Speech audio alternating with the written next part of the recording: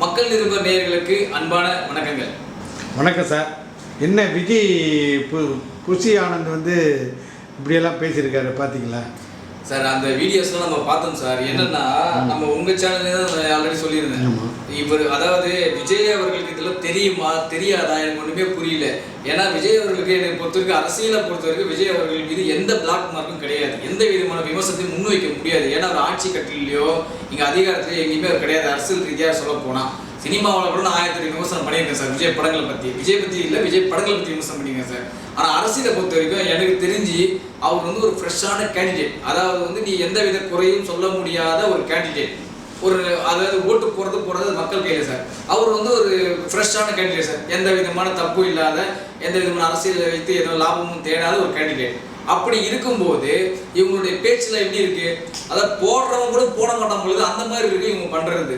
நான் ஒருத்தர் கேட்குறாரு, வேலை செஞ்சுட்டு இருக்கேன், முதலாளி எனக்கு 20 லீவு கொடுங்க, எனக்கு போனஸும் வேண்டாம், சம்பளமும் வேண்டாம், நான் கிளம்புறேன் தளபதி பார்க்க. இந்த மாதிரி தளபதி ரசிகர்கள் இருக்காங்க அப்படின்றாரு அவரு. ஏங்க என்னதான் இதுக்கு தோணுதா உங்களுக்கு? நான் வேலை வேணாம், அப்பா அம்மா வேணாம், எல்லாத்தையும் விட்டு ஒரு கட்சிக்கு போஸ்ட்டை விட்டு அப்படின்ற மாதிரி சொல்கிற மாதிரி தூண்டுற மாதிரிலாம் இருக்குது இவர் பேச்சு. அதே மாதிரி கீழேருந்து ஒரு அம்மா கத்துது, நான் உங்கள் விஜயாவில் 30 லட்ச ரூபா நான் லாஸ் ஆனேன், என் பையனுக்கு எந்த போஸ்டிங்கும் கொடுக்கல அப்படின்னு சொல்லி அவர் தூக்கிட்டு போயிட்டு ஒரு அறையில் அடிச்சாங்கன்ற மாதிரிலாம் நியூஸ் வருது சார். ஒரு கருத்தை முன்வைக்கிறாங்க, அந்த கருத்துக்கு பதில் சொன்னேன் சார். சரிம்மா நாங்கள் ஏதாச்சும் பார்த்து பண்ணி தரோம்னு சொல்லணும் சார். அந்த அம்மாவை தூக்கிட்டு போயிட்டாங்கன்றாங்க, தூக்கிட்டு போய் அறையில் அடிச்சு அடைச்சாங்க அப்படின்ற மாதிரி நியூஸ் வருது. இதில் என்ன மாதிரி ஒரு செய்தி? இதெல்லாம் பரவாயில்ல. இன்னொரு செய்தி ஒன்று கேள்விப்பட்டாரு, காரில் அவருடைய கட்சி கொடியை மாட்டிக்கிட்டு மெடிக்கல் சீட்டு வாங்கி தரேன் பேரம் பேசுகிறாங்க அப்படின்ற மாதிரிலாம் இது வருது. ஆட்சிக்கோ இல்லை இது மாதிரி அரசியல் கட்சிக்குன்னு ஒரு அதிகாரப்பூர்வ அறிவிச்சியும் இந்த கொள்கை என்ன மற்றது என்னன்னு தெரிவிக்கிறதுக்கு முன்னாடியே இவ்வளோ செய்திகள் வெளியில் வருது. இதெல்லாம் எனக்கு தெரிஞ்சு தாவேகத்தில் விஜய் அவர்கள் இதெல்லாம் கண்டிக்கணும். கண்டிப்பாக கண்டிச்சதான் அவருக்கு நல்ல பேர் கிடைக்கும். நான் அதே மாதிரி சொன்ன நல்ல பேச்சாளர்கள் நிர்ணயிக்கணும். ஏன்னா விஜய் அவர்கள் மீது யாருமே எந்த குற்றச்சாட்டு வைக்க முடியாது, அரசியல் புத்திர வைக்க முடியாது. ஏன்னா அவர் ஆட்சி கட்டளையும் கிடையாது, ஆட்சி அதிகாரத்தை எங்கேயுமே உட்காரல. அவர் ஃப்ரெஷ்ஷாக வராரு. ஃப்ரெஷ்ஷாக வரும்போது என்ன பண்ணணும்? அப்போ அவர் அதுக்கேற்ற ஆட்களை நிர்ணயிக்கணும். அப்படி சார் உண்மையிலேயே தேர்தலை சந்தித்து மக்களுக்கு நல்லது பாருன்னா வராருன்னு நினைச்சாருன்னா கண்டிப்பாக இதெல்லாம் பண்ணால் அவருக்கு ஒரு வாய்ப்பு இருக்குது. இப்போ இருக்கோ இல்லையா சார், எதிர்காலத்தில் எப்படியும் ஒரு வாய்ப்பு கிடைக்கும்ல. அதாவது எதிர்காலத்தில் இன்றைக்கி ஒரு நாள் நமக்கு கிடைக்க வேண்டிய வாய்ப்பை இந்த மாதிரி ஆட்களால் நெகட்டிவாக தான் சார் போய் முடியும். இப்போ என்னென்னா ஒரு வீட்டில் 4 ஓட்டு இருக்குன்னா அட்லீஸ்ட் ஒரு 2 ஓட்டு இவர் ஓடுறதுல இவருக்கு பேச்செல்லாம் பார்க்கும்போது ஒரு ஓட்டு தான் ஓடும்போது அப்படின்ற மாதிரி இல்லை ஒரு கண்டிஷனுக்கு போகுது. இதெல்லாம் விஜய் அவர்கள் ஆரம்பத்திலேயே இந்த மாதிரி பேசக்கூடாது சார். மக்களுக்கு அது மாதிரி நல்ல விஷயமே பேசிக்கிற ஒரு தப்பு கிடையாது. கரெக்டாக வரணும், கரெக்டாக போகணும், யாரும் டிஸ்டர்ப் பண்ணக்கூடாது, ரோடை கிராஸ் பண்ணணும், பார்த்து கிராஸ் பண்ணணும், அட்டடிக்கக்கூடாது, மற்றவங்க டிஸ்டர்ப் பண்ணக்கூடாது, இதெல்லாம் சொல்லியிருக்காரு.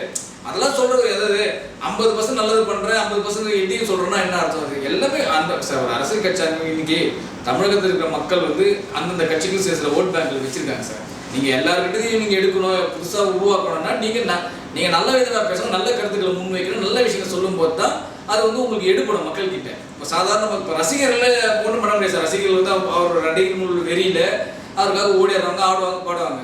ஆனால் மற்றபடி நியூட்ரலாக இருக்காங்க பாருங்க. நியூட்ரலாக இருக்கும் நீங்கள் எப்படி பண்ண முடியும்? நியூட்ரலாக சமாதானப்படுத்தினா நீங்கள் நல்லவரும் ப்ரூவ் பண்ணணும். நல்லவருன்றல சார். நான் சார் அதாவது சொல்கிறேன் சார், வடிவேல் சொல்கிற மாதிரி தான் சார். இது நாதாரித்தனம் பண்ணணும், நாசுக்காக பண்ணணும்னால இவங்க நாதாரித்தனம் பண்ணாலும் வெளிப்படையாக ஓப்பனாக சொல்கிற மாதிரி இல்லை சார் இருக்குது இவங்க பண்ணுறதை பார்த்தா. அப்படி இருக்கும்போது எப்படி இந்த சூழ்நிலை மக்களை ஏற்றுப்பாங்க?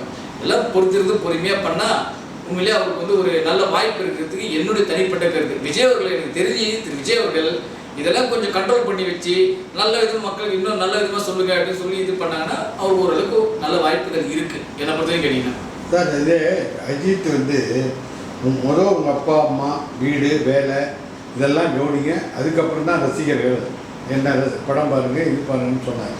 ஆனால் இவர் அப்படி அதுக்கு ஆப்போசிட்டாக இருக்கிற மாதிரியே தெரியும் சார். இப்போ அஜித் அவர்கள் எந்த காலத்தில் அரசியலுக்கு வரமாட்டேன், தயவு செய்து என்ன அரசியல் உள்ளே இருக்காதீங்க, நான் எந்த காலத்துலையும் அரசியலுக்கு வரமாட்டேன் அவர் அதிகாரப்பூர்வமாக அறிவிப்பும் விட்டார்.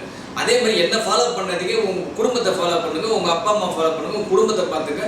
உங்களுக்கு பிடிச்ச நேரம் இருந்தால் போய் படம் பாருங்க, இல்லைன்னா அவரோட என் படத்தை பாருங்கன்னு சொல்ல எல்லார் படத்தையும் போய் பாருங்கன்னு தான் சொல்லியிருக்காரு அவர். எல்லா படத்தையும் பாருங்க, உங்களுக்கு நேரம் இருந்தால் போய் படத்தை பாருங்க, கொண்டாடுங்க, அதில் கிளம்பி போயிடுங்க, அதில் உங்கள் வேலையை பாருங்கன்றார். ஏன்னா அவர் அரசியல் ரீதியாவோ இல்லை கட்சியோ இல்லை ட்ரஸ்ட்டோ இல்லை இயக்கமோ வச்சு நடத்த போகிறது கிடையாது. ஏன்னா இருந்த இயக்கத்தை கழிச்சு போய்ட்டு வேணாண்டா நீங்கள், ஏன்னா என்ன பைத்தியக்காரத்தமாக எனக்கு எதிராக ஏன் முன்னாடி வரீங்கன்னு சொல்லிட்டு போனவர் அந்த மனுஷன். ஆனால் அவர் போனாலும் அன்பும் பண்பு வச்சு ரசிகர்களுக்கு நீங்கள் போனாலும் நாங்கள் விட்டு போக மாட்டோம் சார், நாங்கள் படத்தை நாங்கள் கொண்டாட தான் செய்வோம். இவங்க பண்ணுறாங்க, அப்புறம் ஒன்றும் பண்ண சொல்லலை, இவங்க பண்ணுறாங்க, கொண்டாடி படம். அது ஒரு தலைவர் மீதோ நடிகர் மீதோ உள்ள தனிப்பட்ட பாசமாக இருக்கலாம். அதே மாதிரி பாசம் திரு விஜய் அவர்களோட ரசிகர்களுக்கு இருக்கு. என்னன்னா இப்போ திரு விஜய் அவர்கள் வந்து நேரடியாக சொல்லலை. இப்போ நம்ம திரு விஜய் அவர்கள் நேரடியாக சொன்னாதான் வந்து நம்ம இந்த கருத்துக்கு முன்பிடும். அவங்க கட்சியில் இருக்கிற ஒரு பொதுச் செயலாளர் சொல்லும்போது அது அவங்களோட கட்சின்ற மாதிரி தான் ஆகுது. அது அவங்க கட்சின்ற மாதிரி ஆகும்போது என்னன்னா இந்த மாதிரி துன்புறுத்தாதீங்க, இந்த மாதிரி பேசாதீங்க, மக்களை வந்து இந்த மாதிரி தூண்ட விடாதீங்கன்னு விஜய் அவர்கள் தான் தடுப்பேன். எனக்கு தெரிஞ்சு தடுத்தாதான் ஒரு மீது இப்படி இருக்கிற கிரேஸ் இப்படி ஏறும். இப்போ இப்படி இருக்கிற கிரேஸ் இவர் பேச்செல்லாம் வந்து இப்படி இருக்குது. இந்த சைடா அந்த சைடு இடம் மாதிரி தான் நிற்கிது. இப்போ சைடு என்ன போடலாமா வேண்டாமானா இவங்க இப்போ இப்படி பண்ணுறாங்க அப்படின்ற மாதிரி ஒரு மனநிலைக்கு மக்கள் வந்துருவாங்க தான் என்னோட தனிப்பட்ட கருத்து. சரி சார், மாநாடு வந்து இவ்வளோ கண்டிஷன் போட்டிருக்காங்கல்ல, மற்ற கட்சி மாநாடு நடத்தும் போதெல்லாம் இந்த இது பண்ணல. இப்போ இவர் விடுதலை சிறுத்தைகள்லாம் அதெல்லாம் சொல்லலை, இங்கே பேனர் வைக்கக்கூடாது இதெல்லாம் வந்து ரொம்ப சில்லித்தனமாக இருக்குல்ல சார். அப்படி இல்லை சார். இப்போ மற்றவங்க கட்சி ஆரம்பித்தாங்கன்னா அது அவங்களுடைய தனிப்பட்ட விஷயம் சார். இது என்னென்னா நடிகர்ன்ற ஒரு விஷயம் இருக்குது சார். எல்லாத்தையும் தாண்டி ஒரு நடிகர்ன்ற ஒரு விஷயம் இருக்குது. இப்போ கட்சி ரீதியாக வரவங்க 10 பேர்னா அந்த நடிகரை பார்க்க வரணும் ஒரு 50 பேர் வருவான். உங்களுக்கு புரியுதுங்களா? உங்களுக்கு அந்த நடிகரை பார்க்க வரதுன்னு ஒரு 50 பேர் வருவான். இப்போ இருக்கிற ஒட்டுமொத்த பேரும் வந்து இப்போ இருக்கிற லட்சக்கணக்கான ரசிகர்கள் போனால் அவன் சார் ஓட்டு போடுறான், ஓட்டு போட அடுத்த விஷயம் சார். ஐயோ தலைவர் பேச போகிறாரா, தளபதி பேச போகிறாரு, என்ன பேச வாங்க தளபதி நேரில் பார்க்க போகிறா, நம்ம ஸ்க்ரீனில் தானே பார்த்துருக்கோம், நீங்கள் நேரில் பார்த்துலேன்னு பார்க்க வரதுக்கு ஒரு 10 பேர் வருவான் சார்.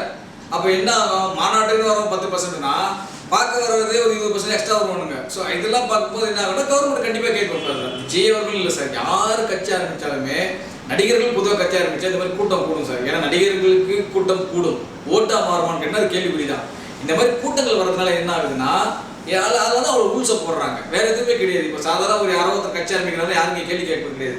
ஒரு நடிகன் அப்படின்ற ஒரு பெரிய பிம்பம் ஒன்று இருக்கு அவர் பின்னாடி. அதனால தான் இங்கே வந்து இவ்வளோ ரெஸ்ட்ரிக்ஷன் இவ்வளோ விஷயங்கள்லாம் வருது. இதான் காரணம். ஒன்றில் சார் திரு விஜயகாந்த் அவர்கள் கூட கட்சி ஆரம்பிக்கும் இவ்வளோ ரெஸ்ட்ரிக்ஷன் கிடையாது. ஏன்னா விஜயகாந்த் வந்து இப்போ அதுக்கு முன்னாடி அவருடைய சினிமா பயணம் வந்து கொஞ்சம் சர்க்கிளை சந்திச்சு தொடர்ந்து சர்க்கிள் அவருக்கு அவர் தொடர்ந்து சர்க்கிள் இருந்ததுனால விஜயகாந்த் தனியாக கட்சி ஆரம்பிச்சாரு, தனியாக பேசினாரு.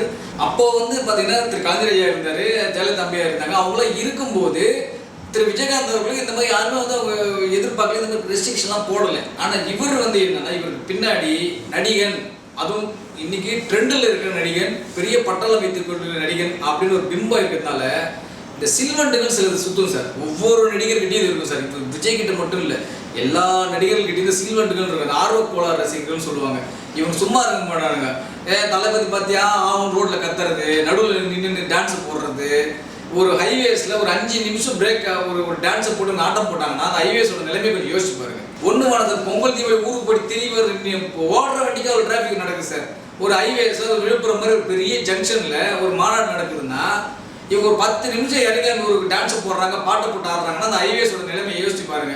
விழுப்புரத்துலேருந்து கிட்டத்தட்ட எனக்கு தெரிஞ்சு வந்து உளுந்தூர்பேட்டை, விருதாச்சலம், ஜெயங்கொண்டம், திருச்சி வரையும் நிற்கும் டிராஃபிக், அவ்வளோ ஹைவேஸ். அதனால தான் இவ்வளோ ரெஸ்ட்ரிக்ஷன் போகிறதுக்கு காரணமே. வேறு இவர் மேலே ஒன்றும் தனிப்பட்ட மீது பயமோ இல்லை இவர் வந்து வந்துருவாரோ நம்ம ஆயிடுச்சுன்ற பயமெல்லாம் ஒன்றும் கிடையாது. இந்த மாதிரி நிகழ்வுகள் இருக்கிறதுனால தான் இந்த மாதிரி நிகழ்வுகளே நடக்கிறதுக்கு காரணம், வேறு ஒரு ரீசனுமே கிடையாது சார். Thank you sir.